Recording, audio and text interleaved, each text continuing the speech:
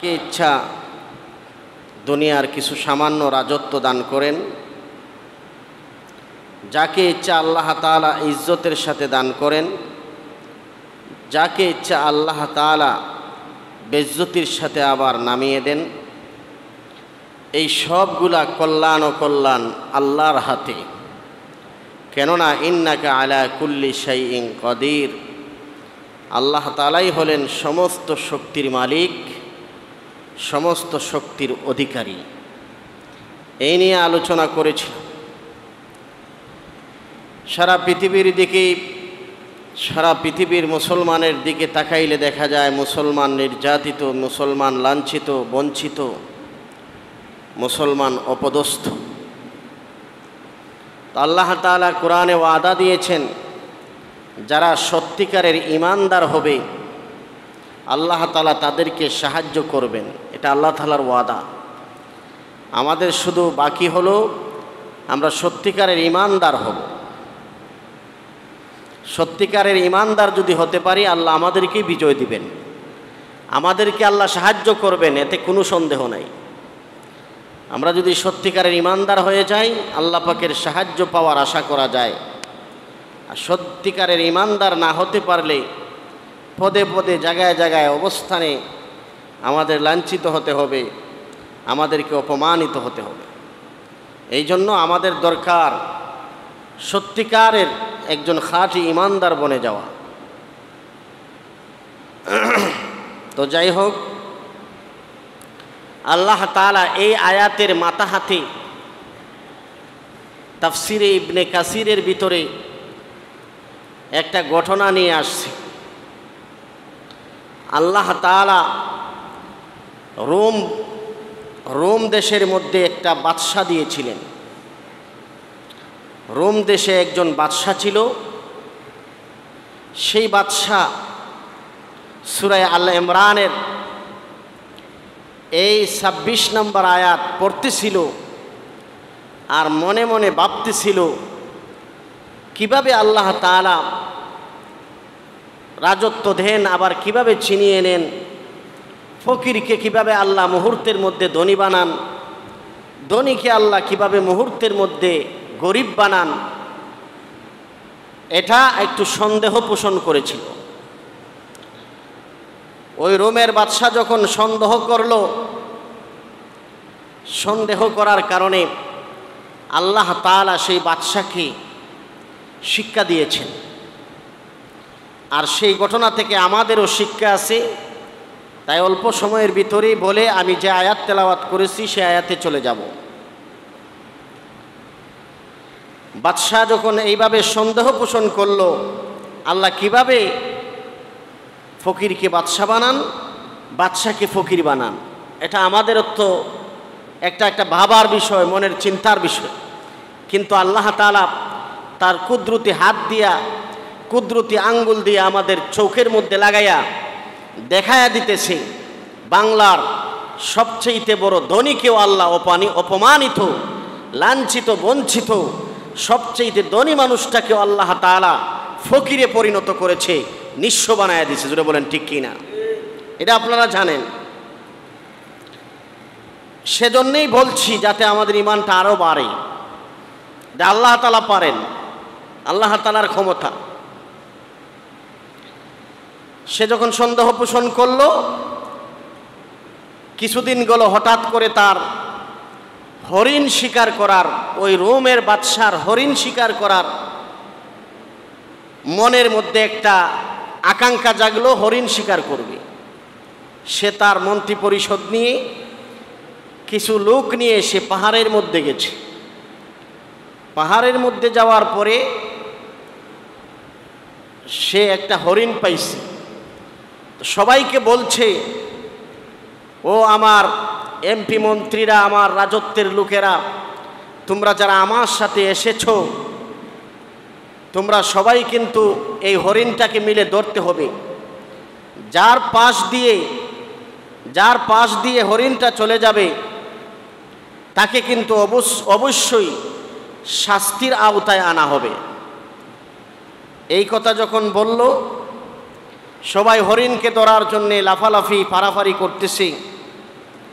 এই অবস্থায় হরিণটা বাদশার বগলের ছিপ দিয়া হাতের কাছ দিয়া হরিণটা চলে গেল। তাহলে জনগণের পাশ দিয়া না গিয়ে, সাধারণ লোকদের পাশ দিয়া না গিয়ে বাদশার কাছ দিকেই চলে গেছে। বাদশা মনে মনে ভাবল হরিণটাকে অবশ্যই ধরতে হবে।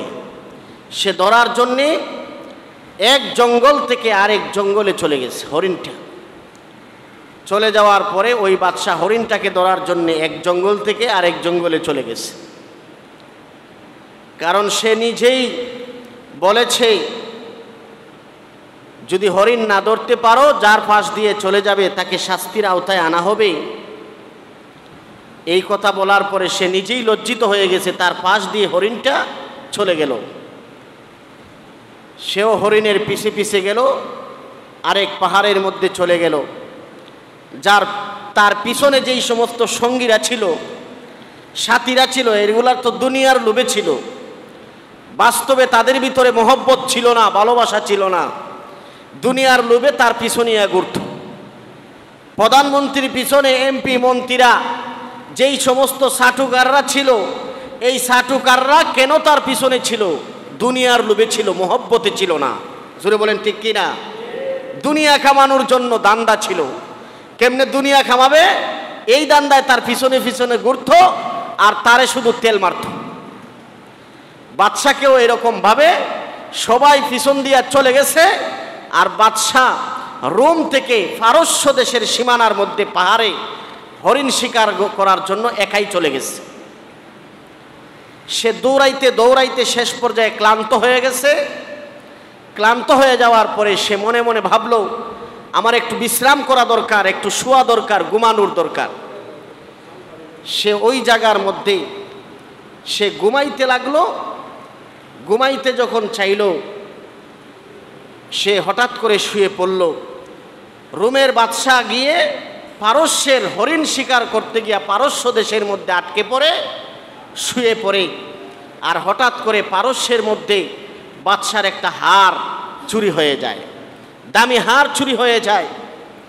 বাদশাহ ঘোষণা করে দেয়, যদি আমার দামি হারটা কেউ এনে দিতে পারো, তাহলে হারের চাইতে বেশি মূল্য তাদেরকে উপটুকন দেওয়া হবে, হারের চাইতে বেশি মূল্য তাকে সম্মানিত করা হবে।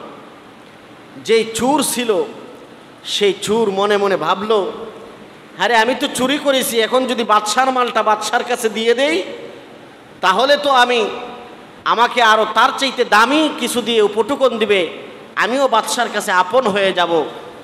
ঠিক আছে, পাহাড়ের মধ্যে ঘুরতে ঘুরতে সে ওই বাদশাকে পাইল, যেই বাদশাহ রোম দেশ থেকে পারস্য গেছে হরিণ শিকার করার জন্যে, পারস্যের পাহাড়ে গিয়ে ঘুমিয়ে পড়েছে। তাকে যখন পাইল, পাওয়ার পরে কেন এই ঘটনা ঘটল, সে একটু সন্দিহান প্রকাশ করেছিল। আল্লাহ কিভাবে ফকিরকে ধনী বানায়, ধনীকে আল্লাহ কিভাবে ফকির বানায়, এটা তার বিশ্বাস হইতেছিল না। সেই জন্যে সে যখন ঘুমিয়ে পড়ল, সূরা এই দিকে যাইতেছিল, হঠাৎ করে এই লোকটাকে পাইছে। পাওয়ার পরে ধরছে, দইরা বলতেছে, ভাই চলেন আমার সাথে বাদশার দরবারে, আপনার কাছে এই হারটা দিলাম, আপনি এই হার চুরি করেছিলেন বলে স্বীকার করবেন, আর না হয় আপনাকে কিন্তু শাস্তি দেওয়া হবে। সে বলল, আমি তো হার চুরি করি নাই। কয়, তোমার স্বীকার করতে হবে, আর না হয় তোমাকে করস পায়ার দিয়ে মেরে ফেলা হবে। জানের ভয় দেখাইলো, হুমকি দিল। এই কথা বলার পরে বাদশার দরবারে যখন নিয়ে গেছে, তাকে নিয়ে গিয়ে বলতেছে, বাদশাহ সুরে বলতেছে, সুরে, এই যে আপনার হার সুরকে ধরে নিয়ে আসছে। বাস্তবে এক বাদশাহ আর এক বাদশাহের দরবারে গেছে। আগে তো নেটের দুনিয়া ছিল না, সেই জন্য এক বাদশাহ আর এক বাদশার সাথে কোনোদিন সাক্ষাৎ হয়নি। এখন তো নেটের দুনিয়া, আমেরিকার বাদশাকে আমরা কোনোদিন দেখি নাই, কিন্তু বাস্তবে দেখলে তারে চিনতে পারবো। কথা বলেন ঠিক কি না? কেন? নেটের কারণে, দুনিয়া অত্যাধুনিক হয়ে যাওয়ার কারণে। বাদশাকে ধরে নিয়ে বলছে, এই যে আপনার হার চুর, আপনার হার চুরকে আপনি সাথে নেন, আপনি তাকে শাস্তি দেন, আর আমি নিয়ে আসছি চুর, আমাকে উপটুকন দিয়ে আমাকে আপনি বিদায় করে দেন। তাকে উপটুকন দিয়ে বিদায় করে দিল আর বাদশাকে জেলের মধ্যে বন্দি করলো। তাহলে যারা চোর, যারা জালেম, যারা অন্যায়কারী, তারা মাজলুমদের উপর সাফায়া দেয়। জুড়ে বলেন ঠিক কি না? যারা অন্যায় করে না তাদের উপর তারা সাফায়া দেয়। ওই বাদশা জেলের ভিতরে থাকতে থাকতে হঠাৎ করে পারস্যের বাদশার মেয়েকে কোরআন শিক্ষা দেওয়ার জন্য একজন শিক্ষকের প্রয়োজন, শিক্ষক লাগবে। এলান করে দিছে সারা শহরের ভিতরে, কে আসো আমার মেয়েকে কোরআন শিক্ষা দিবে, এমন লোক খুঁজে পাওয়া যায় না। জেলখানার দারোয়ান বলল, আমার কাছে একজন লোক আছে, সে আপনার মেয়েকে কোরআন শিক্ষা দিতে পারবে, সে জেলের মধ্যে বন্দি আছে, তাকে নিয়ে আসো। তাকে যখন নিয়ে আসা হলো, তার মেয়েকে কোরআন শিক্ষার জন্যে তাকে নিয়োগ দেওয়া হলো যে তুমি কোরআন শিক্ষা দিবা, তোমার জেলখানার বন্দি জীবন মুক্ত হয়ে যাবা। সে কোরআন শিক্ষা দিতেছে, দিতে দিতে দিতে হঠাৎ করে আল ইমরানের এই 26 নম্বর আয়াত তার চৌকে পড়ছে। চৌকে পড়ার পরেই সাথে সাথে যে আয়াত নিয়ে সে সন্দেহ করেছিল, যে আয়াতের কারণে তার জেল, যে আয়াতের কারণে তার এইরকম অপমান হইতে হয়েছে, সে আয়াত যখন সামনে আসছে সে হাসতে শুরু করেছে। হঠাৎ করে কিছুক্ষণ পরে সে কাঁদতে শুরু করেছে। মেয়ে মাইন্ড করে বসেছে, যে মেয়েকে পড়াইতেছে বাদশার মেয়ে মাইন্ড করে বসেছে। বাবাকে গিয়ে বলছে, বাবা আপনি যাকে নিয়োগ দিয়েছেন সে আমাকে পড়ানোর সময় একবার হাসে একবার কান্দে, বুঝলাম না। বাদশাটাকে যখন ডাকলো, রোমের বাদশাকে, যে তুমি কেন একবার হাসো আর একবার কান্দো, সেই কথাটা কি বলবা? সে বলতেছে, এতদিন যাবৎ আমি জেলে ছিলাম, আজকে জেল থেকে মুক্তি পেয়েছি, এই জন্য আমি হাসতেছি। আর যখন আমি কাঁদতেছি, আপনার মেয়েকে যখন এই আয়াতটা পড়াইতেছিলাম, তখন আমার চোখে দিয়ে পানি জোর জোর করে পড়তেছিল। কুলিল্লাহুম্মা মালিকাল মুলক তুতিল মুলকা মান তাশা ওয়া তানজিউল মুলকা মান তাশা ওয়া তানজিউ মান তাশা ওয়া তুইজ্জু মান তাশা ওয়া তুযিল্লু মান তাশা। বাদশাহ শোনো আমার একটা ঘটনা, সেদিন তো তুমি আমাকে বলতে দিলা না।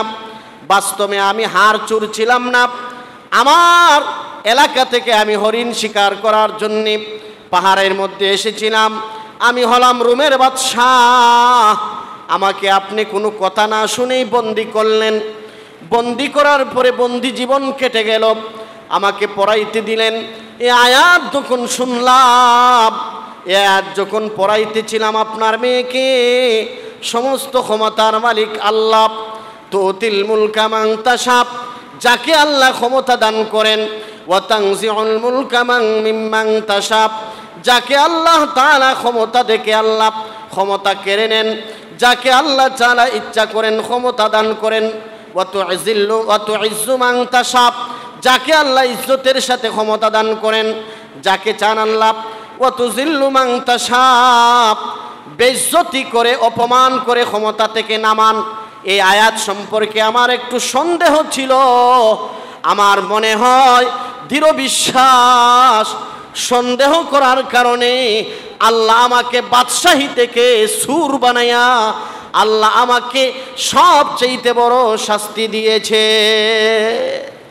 আল্লাহ শাস্তি দিয়েছেন। আমার মনে হয় যে আমি যে আয়াত সম্পর্কে সন্দেহ করেছিলাম, আল্লাহ কিভাবে গরিবরে ধনী বানায়, ধনীকে গরিব বানায়, এটা আমার বুঝতে একটু বিলম্ব লেগে গিয়েছিল। সেই জন্য আল্লাহ আমাকে বুঝাইয়া দিলেন, বাদশা তুমি রোমের বাদশা ছিলে, এখন তুমি জেলখানার বন্দী, এখন তুমি শাস্তির আওতায়, এখন তুমি অপমানিত, লাঞ্ছিত, এখন তুমি বঞ্চিত। যারা ক্ষমতাধর দেখাইছে, বাহাদুরি করেছে, আল্লাহ এখন তাদেরকে এই ঘটনার সাথে মিলাইয়া যত ধরনের বেইজ্জত আর অপমান আছে আল্লাহ তাদেরকে করছে এবং করবে। জুড়ে বলেন ঠিক কি না? করছে এবং আল্লাহ করবে। দেখেন, হাজার হাজার কোটি টাকার মালিক, যার টাকার কোনো অভাব নাই, টাকার উপর ঘুমাইলেও তার টাকা কমবে না। সালমান এফ রহমান, সবাই নাম জানেন, কথা বলেন ঠিক কি না?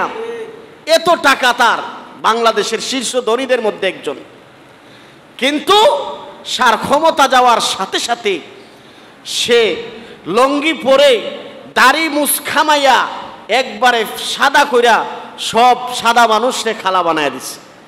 সাদা মানুষ কালো হয়ে গেছে, সিনার কোনো ভাও নাই। জোরে বলেন ঠিক কিনা? এরকম ভাবে নৌকার কান্ডারি নৌকা দিয়া ফালাইতেছিল। আর আল্লাহ তাআলা পাপের বোঝা যখন ভারী হয়ে যায়, পালাইতে দেয় না, শাস্তির আওতায় এনে তাদেরকে অবশ্যই শাস্তি দেওয়া হবে এবং হচ্ছে। জোরে বলেন ঠিক কিনা? তাহলে আল্লাহ তাআলা সমস্ত ক্ষমতার মালিক, এই কথা বিশ্বাস করতে হবে। এই আয়াতের পরিপ্রেক্ষিতে যে ঘটনাটা ছিল বলে দিলাম। এবার আসেন, যে আয়াত তেলাওয়াত করেছিলাম আয়াতের দিকে যাই। আমাদের এখন করণীয় কি? আল্লাহ রসুল এই সমস্ত সমাজের মধ্যে, জাহিলিয়াতের যুগের মধ্যে যখন আল্লাহর নবী এত নির্যাতিত, অপমানিত, লাঞ্ছিত, বঞ্চিত হয়েছিলেন, যখন এই মুহূর্তটা আল্লাহ রসুলের কাছে আসছিল, বিজয়ের মুহূর্ত, তখন আল্লাহ রসুল কি করেছিলেন? আল্লাহ রসুল যখন মক্কার মধ্যে 13 বৎসর জিন্দিগির মধ্যে শুধু নির্যাতিত হয়েছেন, অপমানিত হয়েছেন, লাঞ্ছিত হয়েছেন, জোরে বলেন ঠিক কিনা? আল্লাহ রসুলকে এমন কোনো শাস্তি নাই যে শাস্তি মক্কার মানুষরা দেয় নাই। যেই শাস্তি মক্কার মানুষরা আল্লাহ রসুলকে দেয় নাই, এরকম কোনো কাজ ছিল না। আল্লাহ রসুলের গায়ে এমনভাবে আঘাত করেছে, প্রত্যেকটা আঘাতের চিহ্ন রসুলের মরণের আগ পর্যন্ত রসুলের গায়ে ছিল। তাহলে কেমন আঘাত করেছে? সেই 13 বৎসর জিন্দিগি কাটানোর পরে আল্লাহ রসুল যখন মদিনায় গেলেন, মদিনায় গিয়েও তাদের ভয়ে এবং আতঙ্কে থেকেছেন। আতঙ্ক থাকার পরে মদিনার 8ম বৎসরে, 8ম হিজরিতে আল্লাহর রসুল যখন মক্কা বিজয় করলেন, আল্লাহ তাআলা তাদের সঙ্গে আল্লাহ রসুলকে কি আচরণ করতে বললেন? আল্লাহর রসুল মক্কা থেকে যাওয়ার পথে তলহা ইবনে উসমান ইবনে তলহাকে বলেছিলেন, হে উসমান ইবনে তলহা, তোমার কাছে মক্কার চাবি আছে, তুমি মক্কার চাবিটা আমার কাছে একটু দাও, আমি একটু দোয়া মুনাজাত করে নামাজ পড়ে আমি মদিনায় চলে যাব। উসমান ইবনে তলহা সেদিন বলেছিল, ও মুহাম্মদ, তোমাকে মক্কা গড়ের চাবি দেওয়া যাবে না, আল্লাহ রসুলকে অপমান করেছিল, চলে যাও, কোথায় যাইবা, তোমাকে কাবাগরের চাবি দেওয়া যাবে না। সেদিন আল্লাহ রসুল বলেছিলেন, হে উসমান ইবনে তলহা, এমনও সময় আসতে পারে সেই মক্কাগরের চাবি আমি রসুলের কাছে আসবে, আমি রসুল যাকে দিব সেই মক্কার চাবি সংরক্ষণ করবে, তার বংশধরী কিয়ামত পর্যন্ত মক্কার চাবি সংরক্ষণ করবে। জোরে কোন সুবহানাল্লাহ। তলহা ইবনে আবু তালিব, উসমান ইবনে আবু তালিব বলে, সেদিনই আমার বিশ্বাস হয়ে গিয়েছিল মুহাম্মদ যেই কথা বলেছে, চাবি আমার কাছে থাকবে না, মুহাম্মদের কাছে যাবে, এমন দিন অবশ্যই আসবে, এটা আমি উসমান ইবনে তলহার বিশ্বাস হয়েছিল। তারপরেও সেই দিন আমি ঈমান আনি নাই। আল্লাহ রসুলকে যখন নামাজ পড়তে দেওয়া হয় নাই, আল্লাহর রসুলকে নির্যাতন করে মক্কা থেকে বের করে দেওয়া হয়। আপনার আমার নবী মক্কা থেকে বের হয়ে গিয়ে মদিনায় চলে যান। প্রথম হিজরি চলে যায়, দ্বিতীয় হিজরি চলে যায়, তৃতীয় হিজরি চলে যায়, চতুর্থ হিজরি চলে যায়, পঞ্চম হিজরি চলে যায়, ষষ্ঠ হিজরি, সপ্তম হিজরি চলে যায়। অষ্টম হিজরির মাথায় আল্লাহ তাআলা যখন সাহাবায়ে কেরামের সংখ্যা 10,000 হয়ে যায়, 10,000 হয়ে যাওয়ার পরে আল্লাহ তাআলা আল্লাহর নবীকে ক্ষমতা দান করেন। আল্লাহর নবীকে হুকুম দেন, আর মক্কায় বসে থাকলে মদিনায় বসে থাকলে চলবে না। এবার যেই শহর থেকে তোমাকে অপমান করে, লাঞ্ছিত করে, বঞ্চিত করে বের করে দেওয়া হয়েছিল, সেই শহরে তোমার প্রবেশ করে ইসলামের আওয়াজকে সমন্বিত করতে হবে। বলেন সুবহানাল্লাহ। এই হুকুম যখন আল্লাহ দিলেন, আল্লাহ রসুল 10,000 সাহাবায়ে কেরামকে নিয়ে মক্কার দিকে রওনা দিলেন। সুবহানাল্লাহ বলেন। যেই মক্কা থেকে মানুষ তাকে তাড়িয়ে দিয়েছিল, যেই মক্কায় মানুষ তাকে অপমান এবং লাঞ্ছিত করেছিল, নির্যাতন করেছিল, সেই মক্কার উদ্দেশ্যে আল্লাহর নবী 10,000 সাহাবাকে নিয়ে রওনা দিয়েছিল। আল্লাহ রসুল যখন মক্কায় পৌঁছলেন, মক্কায় পৌঁছে যাওয়ার পরে সমস্ত কাফের কুফফাররা যারা বেঈমান ছিল তাদের সংখ্যা এমনিতেই কমে গিয়েছিল এবং তারা দুর্বল হয়ে পড়েছিল। তাদের সেই ধরনের কোনো বাহাদুরি শক্তি আল্লাহ বিলীন করে দিয়েছিলেন। ওই সময় আবু জাহেল ছিল না, উতবা ছিল না, সাইবা ছিল না। বড় বড় কাফেরগুলা বদরের যুদ্ধে, উহুদের যুদ্ধে, এই সমস্ত যুদ্ধে তাদেরকে হত্যা করে দেওয়া হয়েছে।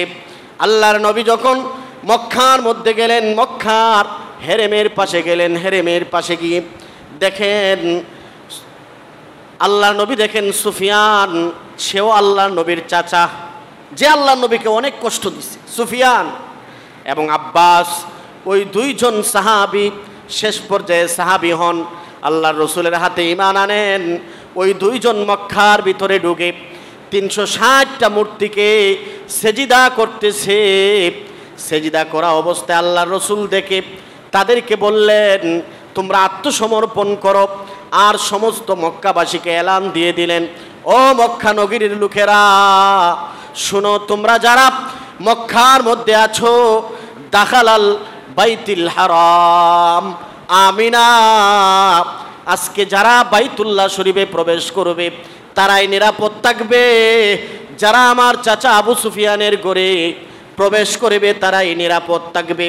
যারা আব্বাস রাদিয়াল্লাহু তাআলা আনহুর বাড়িতে প্রবেশ করিবে তারাই নিরাপদ থাকবে। এছাড়া যারা আসো কাউকে নিরাপদ থাকতে দেওয়া হবে না। আমি মুহাম্মদুর রাসূলুল্লাহ মদিনা থেকে এসে পড়েছি। আজকের দিন আল্লাহর ঘোষণা হলো, আল্লাহ আমাকে মক্কা বিজয়ের জন্য কবুল করেছেন, বলেন সুবহানাল্লাহ। আল্লাহ রসুল ক্ষমার ঘোষণা করলেন, ক্ষমার ঘোষণা করলেন। ও মক্কাবাসীরা শুনো, তোমরা যারা বাইতুল্লাহ প্রবেশ করেছ, তোমরা যারা আবু সুফিয়ানের ঘরে প্রবেশ করেছ, তোমাদেরকে আমি নবী সাধারণ ক্ষমা ঘোষণা করলাম। যত নির্যাতন করেছ সমস্ত নির্যাতনের কথা ভুলে গিয়া আল্লাহ রসুল তাদেরকে সাধারণ ক্ষমা ঘোষণা করলেন। সুবহানাল্লাহ বলেন। আমাদের জন্য উচিত হবে দাঙ্গা হাঙ্গামা না করে আমাদের উপর যারা নির্যাতন করেছে, জুলুম করেছে, অন্যায় করেছে, অবিচার করেছে, তাদেরকে ক্ষমা করে দেওয়া। জুড়ে বলেন ঠিক কি না? তাদেরকে ক্ষমা করে দেওয়া আর তাদেরকে ইসলামের সঠিক পথে ডাকা। হয়তো তারা না বুঝে, ইসলামের সঠিক পথ না বুঝে অন্যায় করেছে, জুলুম করেছে, অত্যাচার করেছে। আজকে তাদেরকে আমরা উদারত আহ্বান করে ডাকছি, আসো ইসলামের পথে, আসো তাবলীগের পথে, আসো কোরআনের পথে, শান্তি পেয়ে যাইবা। বলেন ঠিক কি না? শান্তি পাইবা। আল্লাহ রসুল এবার বললেন, ওরে উসমান ইবনে তলহা, চাবিটা দাও, মক্কার ভিতরে প্রবেশ করব। আল্লাহ রসুলকে অন্য মক্কা থেকে মদিনায় যখন গিয়েছিলেন, উসমান ইবনে তলহাকে বলেছিলেন, আমাকে চাবিটা একটু দেও, আমি মক্কার ভিতরে প্রবেশ করে 2 রাকাত নামাজ পড়ব, একটু দোয়া করে মদিনায় চলে যাব। উসমান ইবনে তলহা সেদিন আল্লাহর নবীকে চাবিটা দেয় নাই। আজকে আল্লাহ রসুল বললেন, ওরে উসমান ইবনে তলহা, চাবিটা দিয়ে দাও, চাবিটা আমার কাছে দাও। মক্কা নগরীর ক্ষমতা আল্লাহ আমার হাতে ফিরাইয়া দিছে। উসমান ইবনে তলহা বলতেছে, ইয়া রাসূলুল্লাহ, যেদিন আপনি বলেছিলেন আপনার কাছে আল্লাহ তাআলা এই মক্কার চাবিটা ফিরাইয়া দিবেন, সেদিনই আমার বিশ্বাস হয়েছিল আমার কাছে চাবি থাকবে না, মুহাম্মদের হাতে চাবি চলে যাবে। কাফেররা আল্লাহর নবীকে কত বিশ্বাস করত, মুহাম্মদ যদি একটা কথা বলে তাহলে সেই কথা বাস্তবায়ন হবে, এতে কোনো সন্দেহ নাই। সুবহানাল্লাহ বলেন। এত বিশ্বাস করত। আল্লাহর রাসূল যখন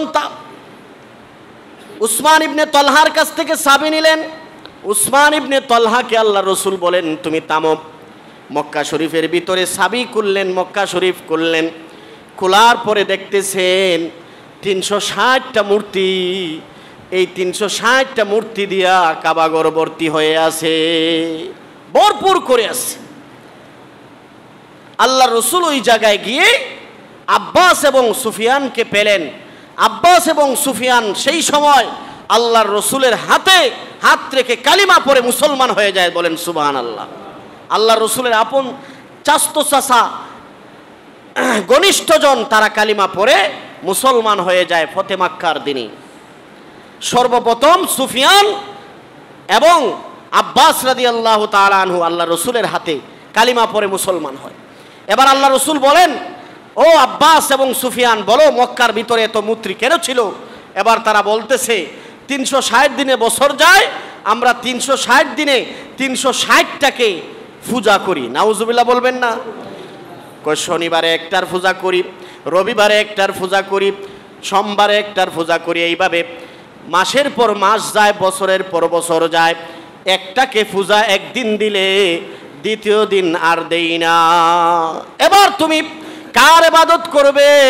সুফিয়ান বলে, ওগো আল্লাহর নবী, আপনি যার কথা বলবেন, আপনি যেই খোদার দাওয়াত দেন সেই খোদার ইবাদত চলবে, আর কারো ইবাদত চলবে না। এবার সুফিয়ানকে বললেন, ও সুফিয়ান, কোরআন হাতে নাও আর কোরআনের আয়াত পড়তে থাকো, আর এই সমস্ত মূর্তিগুলাকে ব্যঙ্গে ঘুরিয়ে দাও। সুবহানাল্লাহ বলেন। জাল হাক্কু ওয়া যাহাকাল বাতিল ইন্নাল বাতিলা কানা যাহুকা।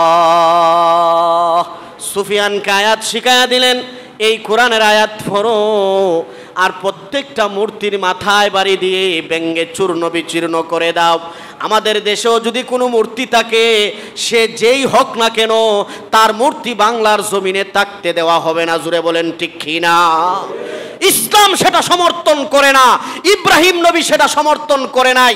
সমস্ত মূর্তি ব্যঙ্গে ঘুরিয়ে দিয়েছে। আমাদের নবী মুহাম্মদুর রাসূলুল্লাহ মক্কা থেকে মদিনায় গিয়ে তাদেরকে মদিনা থেকে মক্কায় গিয়ে তাদেরকে ক্ষমা করেছে ঠিক, কিন্তু একটা মূর্তিও রাখে নাই। জুড়ে বলেন ঠিক কি না? আমরাও মূর্তি রাখবো না, মূর্তি ব্যঙ্গে চূর্ণ বিচূর্ণ করে বঙ্গোপসাগরে ফেলে দিব। বলেন ঠিক না বে ঠিক? সে যার মূর্তি হোক না কেন, এটা ইসলামের বিধান। আল্লাহর রসুল মক্কার ভিতরে ঢুকলেন, এই আয়াত পড়তে পড়তে সত্য এসে গেছে, মিথ্যা দূরীভূত হয়ে গেছে, মিথ্যা ধ্বংস হয়ে গেছে। এই আয়াত পরে যখন আল্লাহর রসুল সমস্ত মূর্তিগুলা পরিষ্কার করলেন, মক্কা শরীফ পরিষ্কার করলেন, আর সুফিয়ানকে তাদেরকে লক্ষ্য করে বললেন, ও মক্কাবাসীরা শুনো, আর কিয়ামতের আগ পর্যন্ত এই মক্কা গড়ে কোনোদিন মূর্তি প্রবেশ করবে না। সুবহানাল্লাহ বলেন। 1450 বছর চলে, 1500 বছর পরেও এখনো পর্যন্ত মক্কা পবিত্র আছে, কিয়ামত পর্যন্ত পবিত্র থাকবে। সেই জায়গায় কখনো কোনো মূর্তি প্রবেশ করবে না। জুড়ে বলেন ঠিক কি না? এটা আপনার আমার রসুলের কথা, বিশ্বাস হয় কি হয় না? মূর্তি প্রবেশ করবে না, কিয়ামত পর্যন্ত প্রবেশ করবে না। এখনো পর্যন্ত মক্কা শরীফ আমিনা নিরাপদ স্থান, কিয়ামত পর্যন্ত নিরাপদ স্থান হিসাবে থাকবে। আর যত মূর্তি আছে আল্লাহ রসুল যেমন ভেঙ্গে দিয়েছিলেন, আমাদের মুসলমানদের দাবি হবে সে যেই মানুষই হোক না কেন তার মূর্তিগুলা ভেঙ্গে বঙ্গোপসাগরে ভাসাইয়া দিতে হবে। বলেন ঠিক না বেটি? মূর্তি হারাম, আর হারাম বস্তু দিয়া কোনো মানুষের চিহ্ন, কোনো মানুষের নিদর্শন রাখা যায় না। অবশ্যই সেটাকে বিলীন করে দিতে হবে। আমরা রাজি আছি না ইনশাআল্লাহ? হালাল পথে থাকবো, ইসলামের পথে থাকবো, আর বেহক পথকে আমরা ঘৃণা করব এবং সেটার প্রতিবাদ করব ইনশাআল্লাহ। মক্কার কাফেরদেরকে যখন আল্লাহ রসুল এই কথা বললেন, সমস্ত কিছু পরিষ্কার করে আল্লাহ রসুল বললেন, মক্কায় এসেছি, ইন্না ফাতাহনা লাকা ফাতহাম মুবিনা, আল্লাহ সুস্পষ্ট বিজয় আমাদেরকে দান করেছেন। এবার আজানের দরকার। আল্লাহ রসুল সর্বপ্রথম বেলালকে দিয়া মক্কার ছাদের উপরে বেলালকে দিয়ে আজানের ব্যবস্থা করেন। সেই জায়গায় ওপেন আল্লাহ রসুল নামাজের ব্যবস্থা করেন। জোরে কোন সুবহানাল্লাহ। তাহলে ইসলাম কেউ ধ্বংস করতে পারবে না। ইসলাম ছিল, ইসলাম আছে, ইসলাম থাকবে। জোরে বলেন ঠিক কি না? যারা উঠাইয়া দিতে চাইবে তাদের অস্তিত্ব আল্লাহ বিলীন করে দিবে। জোরে বলেন ঠিক কি না? যারা বলেছে ইসলাম থাকবে না, তারা এখন নাই। জোরে বলেন ঠিক কি না? যারা ইসলামের বিরুদ্ধে কথা বলেছে, কোরআনের বিরুদ্ধে কথা বলেছে, আলেম ওলামাদের বিরুদ্ধে কথা বলেছে, তারা এখন ডাস্টবিনের ময়লার চাইতেও নিকৃষ্ট। জোরে বলেন ঠিক কি না? মানুষ তাদেরকে ছুঁড়ে ফেলে দিয়েছে। ইসলামের সাথে কোনো আপোষ নাই। যারা ইসলামের বিরুদ্ধে বলবে, শুধু আওয়ামী লীগ নয়, আওয়ামী লীগ বললে আওয়ামী লীগের বিরুদ্ধে বলবো, বিএনপি বললে বিএনপির বিরুদ্ধে বলবো, তত্ত্বাবধায়ক সরকার বললে তত্ত্বাবধায়ক সরকারের বিরুদ্ধে বলবো। আমরা কেউ ঘরের ভাত খাই না, আমরা আল্লাহর কথা বলবো, কাউকে পরোয়া করি না। জুড়ে বলেন ঠিক কিনা? কেউ মনে করবেন না হুজুরে মনে হয় বিএনপি করে, এই কারণে খালি আওয়ামী লীগকে প্রতি সপ্তাহে বাস দেয়, আরে বাস দেয়, হেরে বাস দেয়। না না, কাউকে না। যারাই অন্যায় করবে, যে অন্যায়ের সাথে যারাই জড়িত থাকবে, যখনই থাকবে তখনই আমরা প্রতিবাদ গড়ে তুলবো। জুড়ে বলেন ঠিক কিনা? আমরা সাধারণ মুসলমান, আমরা কোনো দল করি না। আমরা হিজবুল্লাহ, একমাত্র আল্লাহর দল। জুড়ে বলেন ঠিক কিনা?